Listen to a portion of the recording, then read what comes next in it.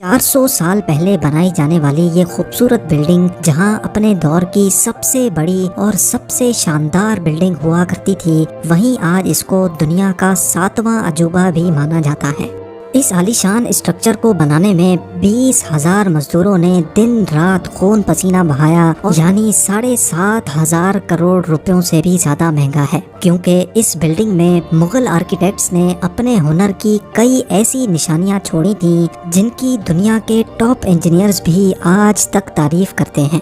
اس building کو ایسے design کیا گیا کہ جب مین گیٹ کے پیچھے سے اس کو دیکھا جاتا ہے تو یہ کافی بڑی لگتی ہے، لیکن جیسے ہی مین گیٹ کی طرف بڑھا جاتا ہے تو آٹومیٹیکلی اس کا سائز چھوٹا ہوتا جاتا ہے۔ دماغ کو چکرا دینے والی یہ کوئی پہلی ٹرک نہیں تھی جو مغل آرکیٹیکٹس نے استعمال کی ہو۔ اس کے گرد چاروں میناروں کو بالکل سیدھا کھڑا نہیں کیا گیا، بلکہ یہ مینار باہر کی طرف تھوڑا جھکے ہوئے ہیں، کیونکہ اگر ان کو سیدھا کھڑا کیا جاتا تو دور سے دیکھنے پر یہ اندر کی طرف جھکے ہوئے لگتے، جیسا کہ ان مسجدوں میں آپ دیکھ سکتے ہیں۔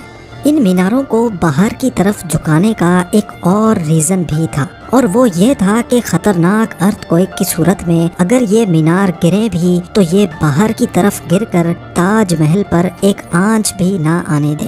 لیکن آخر ماجرا کیا تھا کہ اس کو بنانے والے کسی صورت میں اس پر ایک خراش بھی برداشت نہیں کر سکتے تھے۔ تاج محل کے وہ کون سے راز تھے جن کو 400 سال پہلے چھپانے کی کوشش کی گئی تھی، اور جب اس دور میں کنکریٹ یا اسٹیل ہی نہیں ہوا کرتا تھا تو آخر اس عالیشان مقبرے اور اس پر موجود 40 میٹر اونچے ڈوم کو کیسے بنایا گیا؟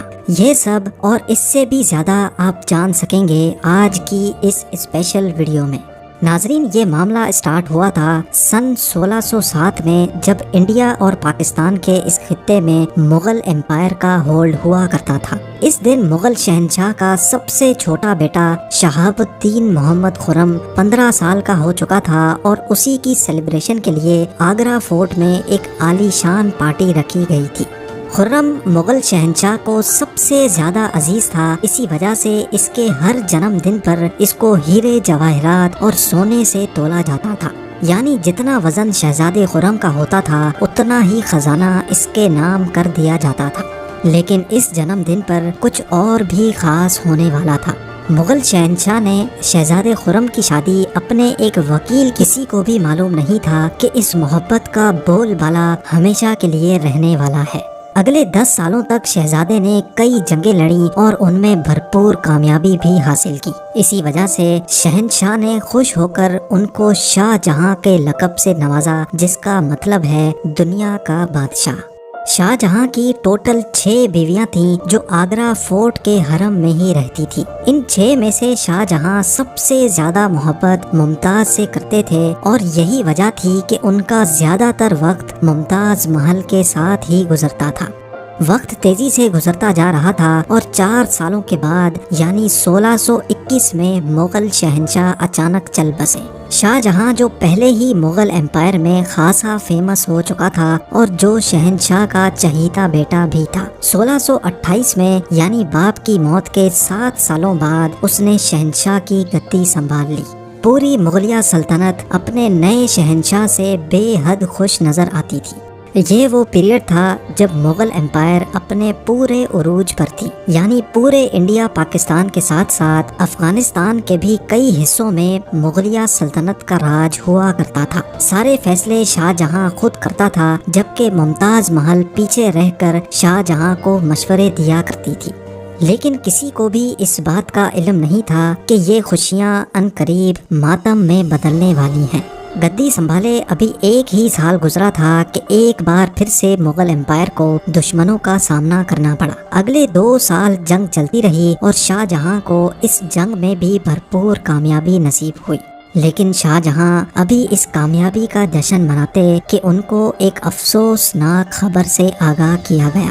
ممتاز محل جو کہ شاہ جہاں کے 14ویں بچے کو جنم دے رہی تھی، اس کی حالت بگڑ گئی، اور 17 جون سن 1631 کو وہ نہ چاہتے ہوئے بھی اس دنیا سے چل بسی۔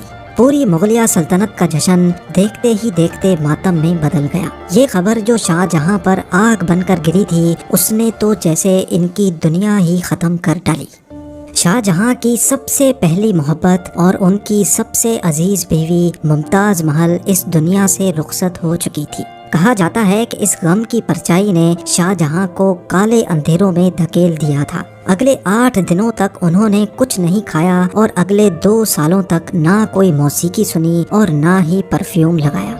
ممتاز محل نے مرنے سے پہلے ایک آخری خواہش کی تھی۔ وہ چاہتی تھیں کہ ان کی قبر دنیا کے سب سے خوبصورت مقبرے میں بنائی جائے۔ اس ٹاسک کو اور ممتاز محل کی آخری خواہش کو پورا کرنے کے لیے شاہجہاں نے اپنی ساری دولت اور پوری زندگی وقف کرنے کا ارادہ کر لیا۔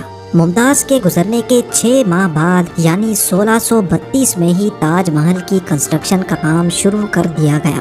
قریب 20,000 سے بھی زیادہ مزدور، پتھر تراش اور کاریگروں کو پوری سلطنت سے اکٹھا کیا گیا۔ لشکروں کے لشکر شاہجہاں کے حکم پر آگرہ بلوا لیے گئے تھے۔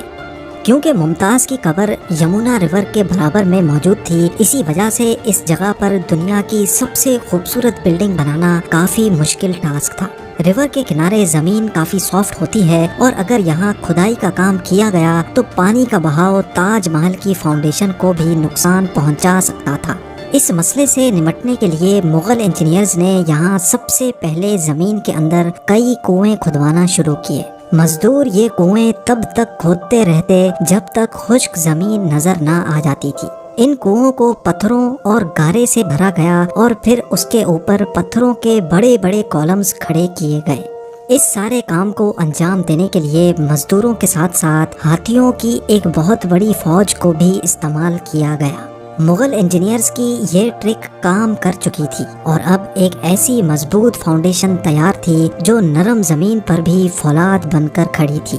فاؤنڈیشن کے بعد اب باری تھی ایک ایسے بلڈنگ ڈیزائن کی جو آج سے پہلے کسی نے بھی نہ دیکھا ہو، ایک ایسا ڈیزائن جو پچھلے سارے ریکارڈ توڑ ڈالے۔ تاج محل کے ڈیزائن کا آئیڈیا شاہجہاں نے اپنے باپ دادا کے مقبروں سے لیا تھا۔ باپ کے مقبرے سے میناروں کا آئیڈیا لیا گیا، دادا کے مقبرے سے بلڈنگ کور کا آئیڈیا لیا اور اپنے انکل کے مقبرے سے ڈوم کا آئیڈیا لیا تھا۔ اور جب ان سب کو کمبائن کیا گیا تو ایک شاندار اور عالی شان ڈیزائن ابھر کر سامنے آیا۔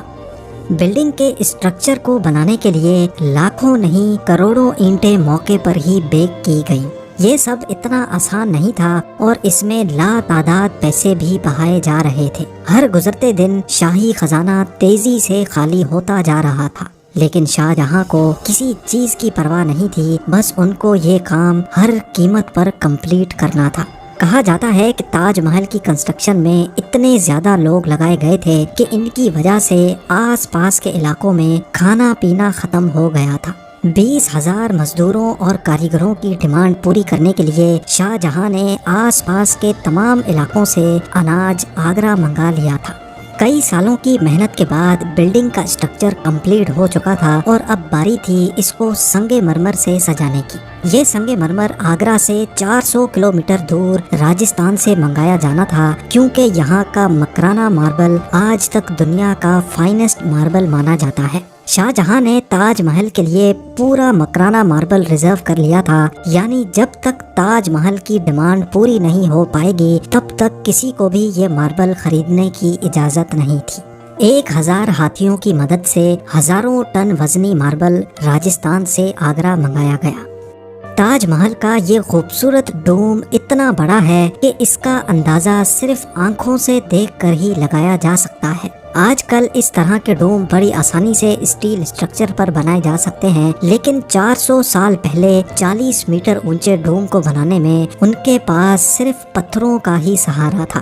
اس ڈوم کو بنانے میں مغل انجینئرز نے جو اسٹریس کیلکولیشن کی تھی اس کی آج کے انجینئرز بھی بہت تعریف کرتے ہیں۔ تاج محل کی فنیشنگ کے لیے اس کو پیٹرا ڈورا یا پرچن کاری سے ڈیکوریٹ کیا جانا تھا۔ پیٹرا ڈورا ایک ایسی کلاکاری کو کہا جاتا ہے جس میں قیمتی پتھر کو ماربل کے اندر تراش کر لگایا جاتا ہے۔ ماربل کو بڑی مہارت اور باریکی سے قیمتی پتھر کی شیپ کے حساب سے تراشا جاتا ہے اور پھر اس میں پتھر کو گلو کے ذریعے چپکایا جاتا ہے۔ تاج محل پر استعمال ہونے والی گلو کوئی عام گلو نہیں تھی۔ کافی ریسرچ اور لیبارٹری ٹیسٹ کے بعد معلوم پڑا کہ یہ گلو شیرہ، لیمن جوس اور سنگ مرمر پاؤڈر کو ملا کر بنائی جاتی تھی۔ وہی سیم گلو آج بھی تاج محل کی رینوویشن کے لیے استعمال کی جاتی ہے۔ تاج محل کی خاص باتوں میں ایک بات یہ بھی ہے کہ یہ دن میں 4 مرتبہ اپنے رنگ بدلتا ہے۔ سورج نکلنے سے پہلے یہ بالکل بلیک شیڈ دیتا ہے، سورج نکلنے کے بعد یہ لائٹ یلو اور پنک شیڈ دیتا ہے، جبکہ دوپہر کے وقت تاج محل کی خوبصورتی کا نیا رخ دیکھنے کو ملتا ہے، نیلے آسمان پر جیسے موتی چمک رہا ہو، اور سن سیٹ کے وقت یہ پوری بلڈنگ گولڈن کلر کی دکھائی دیتی ہے۔ پورے 22 سالوں کے بعد سن 1654 میں تاج محل کی کنسٹرکشن کا کام مکمل کر لیا گیا۔ شاہ جہاں اپنی بیگم کی یاد میں دنیا کا سب سے خوبصورت مقبرہ بنانے میں کامیاب ہو چکا تھا۔ شاہ جہاں نے